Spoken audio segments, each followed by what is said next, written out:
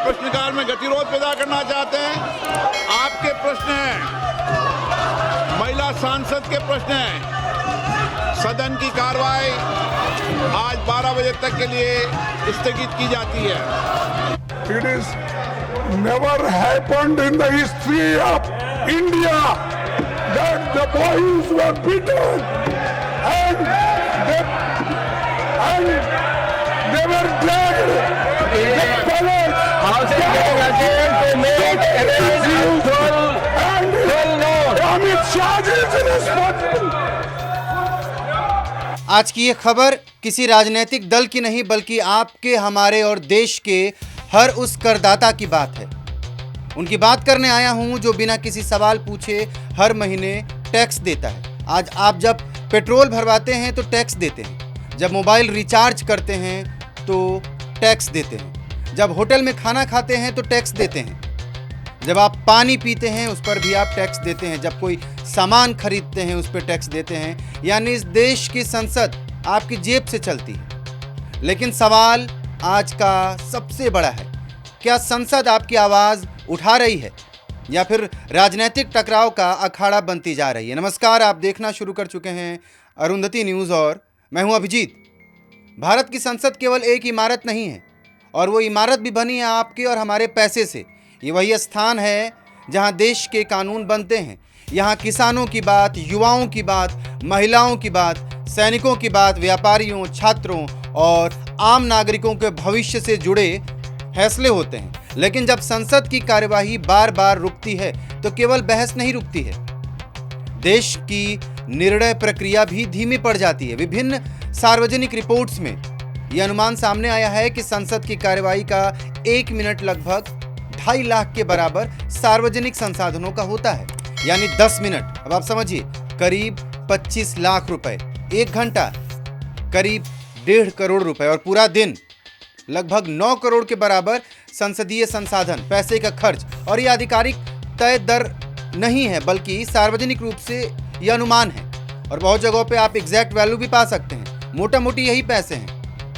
लेकिन सवाल पैसों से भी बड़ा है। जब संसद चल ही नहीं रही है तो आखिर नुकसान किसका होता है? ये समझने वाली बात है। सरकार का, विपक्ष का, या उस आदमी का जो सुबह 6 बजे उठकर काम पर जाता है, पूरे महीने मेहनत करता है और उम्मीद करता है कि संसद में उसकी आवाज़ सुनी जाएगी। लोकतंत्र में सरकार की जिम्मेदारी ये है कि वो जवाब दे और विपक्ष की जिम्मेदारी है कि वो सवाल पूछे। लेकिन जब बहस की जगह लगातार हंगामा ले ले, जब संवाद की जगह केवल टकराव रह जाए जो लोकतंत्र को मजबूत नहीं कर रहा हो, लोकतंत्र को कमजोर करता है। अब समझिए, सीजेपी प्रोटेस्ट की अगर बात करें तो इसका बहाना बना के विपक्ष अपना कॉलर ठीक करना चाह रहा है। अब इस पे समझिए पूरी बात क्या है। कांग्रेस, समाजवादी पार्टी, टीएमसी और तमाम ऐसे अन्य विपक्षी दल, आम आदमी पार्टी, ये लोग सीजेपी के प्रोटेस्ट को अब अपना प्रोटेस्ट बना रहे हैं। इन्हें और कोई मुद्दा इनके पास नहीं है। अब उस प्रोटेस्ट, हालांकि प्रोटेस्ट खत्म हो गया, बात खत्म हो गई, केंद्रीय शिक्षा मंत्री का इस्तीफा हो गया, प्रधानमंत्री लगातार संवाद बनाने की कोशिश कर रहे हैं। लेकिन अब इनको क्या चाहिए? इनके पास अपने कोई मुद्दे नहीं हैं। अब ये उस प्रोटेस्ट को अगले 6 महीने के लिए इनके पास बना बनाया, पका पकाया खाना है। इसमें से वो एक एक पॉइंट को इस्तेमाल करते हैं बहुत सोच समझ के, छोटा सा पॉइंट। अब इनको प्रधानमंत्री से माफी मंगवानी है। अब इस नाम पे अगले 10 दिन कार्यवाहियां बंद रहेंगी, संसद ठप रहेगा। अब इसके बाद वो सोचेंगे, अच्छा प्रधानमंत्री माफी भी मांगने पर तैयार हो गए, तो अब ये सोचेंगे 5 बजे माफी मंगवानी है। मतलब आप समझिए, अब इसे बेहयापन विपक्ष की बात कहेंगे। सीधे सीधे अब विपक्ष निर्लज्जता पे उतारू हो गया। इसके पास, विपक्ष के पास अभी कोई अपने मुद्दे नहीं है। समय पास, टाइम पास। ये वही विपक्ष है जो समय समय पर आंदोलन और एक जगह पे इकट्ठा होके और प्रधानमंत्री को घेरने के बहाने पकौड़ियां और समोसे खाता है। अब समाजवादी पार्टी की बात करें जिसके पास अपना कोई मुद्दा नहीं है। पार्टी में आंतरिक कलह है, शिवपाल यादव और अखिलेश यादव के बीच अंदरूनी लड़ाइयां हैं। इनके पास कोई मुद्दा नहीं है। उत्तर प्रदेश में इनके पास कोई मजबूत ऐसा विकल्प नहीं है जिसके साथ ये चलकर और अपनी चीजों को मजबूती से रख सकें। कांग्रेस पार्टी जो अपने अस्तित्व की लड़ाई लड़ रही है। हालांकि यह माना जा रहा है कि ठीक है, विपक्ष होने के नाते आप मजबूत तरीके से अपनी बातें करिए, लेकिन संसद की कार्यवाही ठप करना, बंद करना, आप किसके पैसे से वहां जा रहे हैं? अपने पैसे से। विपक्ष पूरी तरीके से जनता के पैसे को बर्बाद करने के मूड में है और ये बात मैं चाहता हूं कि इस खबर के माध्यम से आप एक एक लोग इस बात को समझिए। सवाल एक एक सांसद से पूछा जाना चाहिए कि किस काम के लिए आप जीत के संसद गए हैं। इनका कहना होता है, जो विपक्ष के सांसद हैं, इनका यह कहना होता है सरकार तो मेरी है ही नहीं। तो आपको चुना किस बात के लिए गया है? एसी रूम से निकलकर, एसी बंगले से निकलकर, एसी कार में बैठकर संसद भवन में दफ्ती लेकर तमाशे बनाने के लिए, नारे लगाने के लिए, अच्छे अच्छे कपड़े पहनकर, और उसके बाद वापस आ जाना है अपने सरकारी बंगले पर, बढ़िया खाना खाना है, अपने कार्यकर्ताओं से कुछ चापलूसी करवानी है और फिर अगले दिन वही काम शुरू हो जाएगा। उसके बाद आप कभी इंग्लैंड, कभी जर्मनी, कभी दिल्ली, कभी लखनऊ, कभी बनारस। आपको परेशानी क्या है? आप कभी बिना रिजर्वेशन की ट्रेन में आप घूमे हैं? शायद नहीं। एसी कार्स हैं, फ्लाइट्स हैं, एयर कंडीशन फर्स्ट एसी है, जहां आप उतरे वहां पे आपके लिए गाड़ियां हैं, फूल मालाएं हैं, एक अच्छा होटल है, जहां आप चर्चा के लिए जा रहे हैं, जहां लोगों से मिलने जा रहे हैं, वहां पे एसी है, सोफा है, बढ़िया खाना है। आपको दर्द किस बात का है? किसी बात का नहीं। आप सिर्फ और सिर्फ उस किसान का जिसके पास पानी चलाने के पैसे नहीं हैं, वो स्टूडेंट जिसके पास कोचिंग जाने के पैसे नहीं हैं, वो आदमी जो अपने बच्चों को पढ़ाई के लिए पैसे दे रहा है, जिसमें आप टैक्स ले रहे हैं, उसका सीधे सीधे फायदा उठा रहे हैं। और आप सड़क पर, प्रधानमंत्री चाहे वो किसी पार्टी का हो, आप सड़क पर सरकार को घेरने की बात करते हैं। भारत का संविधान संसद को बहस, चर्चा और जवाबदेही के लिए बनाया है। वो मंच है। सड़क पर प्रदर्शन लोकतंत्र का अधिकार है और वो जेनजीज और आज के बच्चे कर रहे हैं। आपने क्यों नहीं माफी मंगवा ली आज तक शिक्षा मंत्री से? क्योंकि आप उस लिए बने ही नहीं हैं। आप में वो मद्दा है ही नहीं कि आप किसी शिक्षा मंत्री, किसी केंद्रीय मंत्री से आप माफी मंगवा लें, रिजिग्नेशन करवा लें। ये तो जेनजीज ने अपने अधिकार लड़े हैं। कितने सांसद, कितने ऐसे प्रवक्ता हैं जिनसे अगर ये बिना उनका मोबाइल फोन निकाले पूछ लिया जाए कि दिल्ली का बच्चा कितने नंबर पे उसको किस कॉलेज में एडमिशन मिलेगा, उत्तराखंड के किस बच्चे को कितने नंबर के पासिंग आउट पे उसको किस कॉलेज में एडमिशन मिलेगा, ये सब आपको कुछ भी नहीं पता है। आप मोबाइल खोलते हैं, कैमरा सामने करते हैं, कैमरे के पीछे लाइट लगाते हैं और बहस के लिए आंखें निकालकर बकवास करना शुरू हो जाते हैं। अगर आप में हिम्मत है तो आप किसी स्टूडेंट से बहस कर देखिए।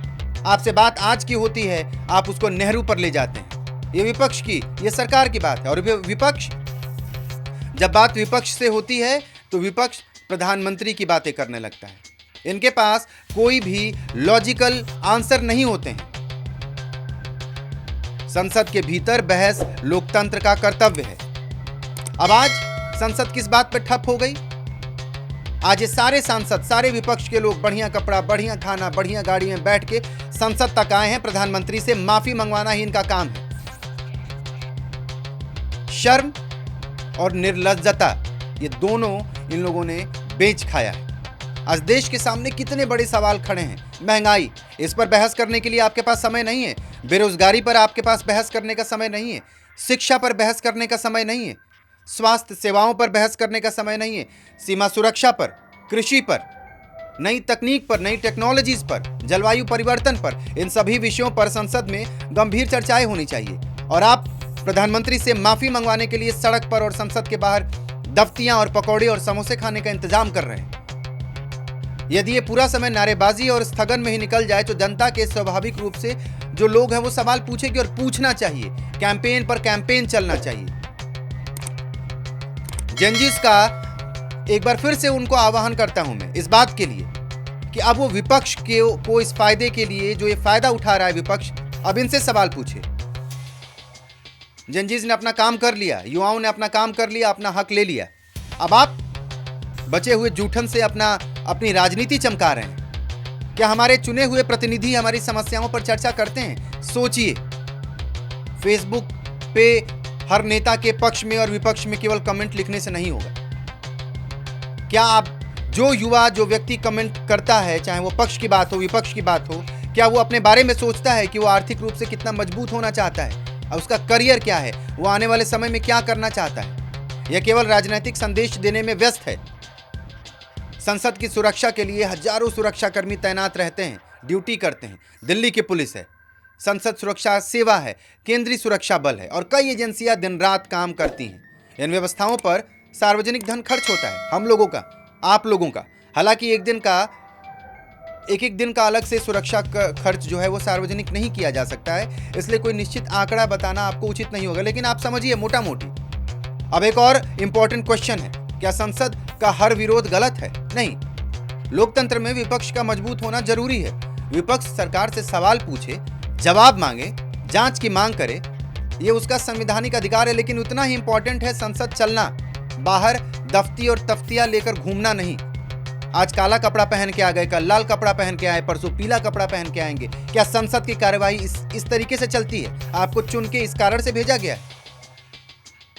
संसद नहीं चलेगी तो जवाब नहीं मिलेगा, बहस नहीं होगी और समाधान नहीं निकलेगा। अब आप समझिए, मैंने अपने पुराने वीडियोस में भी ये बात की थी और आज भी ये बात कह रहा हूं। सरकार का सबसे बड़ा डेंट तथाकथित धर्म रक्षक, जो कहने को सिर्फ धर्म रक्षक हैं, जो हिंदुत्व की बातें करते हैं, हिंदू धर्म की बातें करते हैं, आप यकीन करिए वो सभी लोग, मैं हालांकि इसमें सबको नहीं जोड़ना चाहता, लेकिन तमाम ऐसे टिकटॉकर्स, जब तक टिकटॉक चला तब तक उन्होंने रील बनाया, तमाम महिलाएं, लड़कियां, आदमी, और जब टिकटॉक खत्म हुआ तो उन्हें सबसे बड़ा मुद्दा मिला कि हर बात पे हिंदुत्व, पाकिस्तान, चीन और अच्छी जगहों पर भी सिर्फ और सिर्फ ये बातें करना। अब आप देखिए कि मीडिया और ऐसे लोगों को जेनजीज ने बुरी तरीके से नकारा है, उनकी बेइज्जती की है और उन्हें भगाया है। सरकार को यह समझना चाहिए कि ये वो लोग हैं जो सरकार को डेंट दे रहे हैं, सरकार को परेशानी में डाल रहे हैं। ये सरकार के आधिकारिक प्रवक्ता अपने आप को समझने लगे हैं। इनसे बात करो मुद्दों पर तो ये बात करते हैं पाकिस्तान की, ये बात करते हैं हिंदू देश की, हिंदू राष्ट्र की।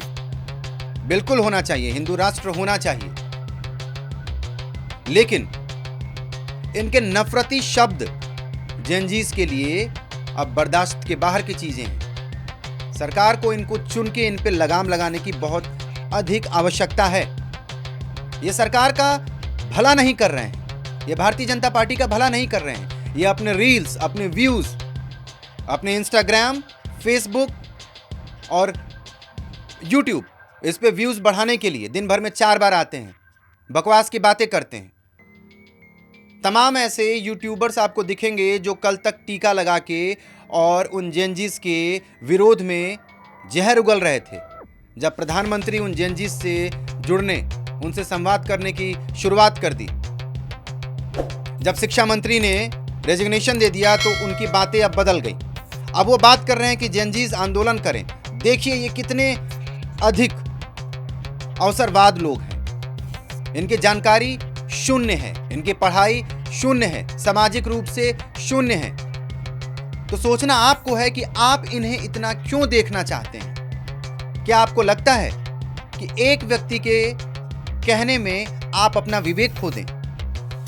भारत के लोग और भारत की जनता ये अच्छी तरीके से जानती है कि उन्हें कब और क्या करना है। अब बात करते हैं वापस लोकतंत्र का। सबसे बड़ी जो लोकतंत्र की सबसे बड़ी ताकत है वो नारे नहीं है, तर्क हैं, शोर नहीं है जो आजकल शोर तथा कथित शोर चल रहा है।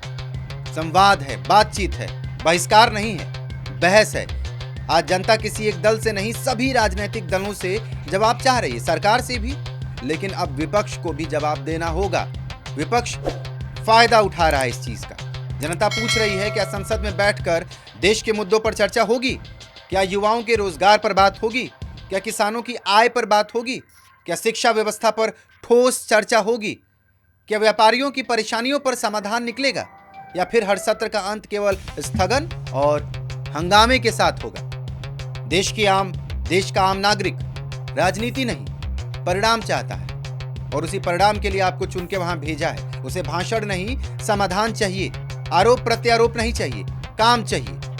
उसे यह भरोसा चाहिए कि उसका टैक्स, उसकी मेहनत और उसका विश्वास संसद के भीतर सम्मान पाएगा। लोकतंत्र चुनाव जीतने से नहीं, संसद चलाने से मजबूत होता है। और संसद तभी मजबूत होगी जब सरकार जवाब देगी, विपक्ष सवाल पूछेगा, लेकिन दोनों मिलकर सदन को चलने भी देंगे।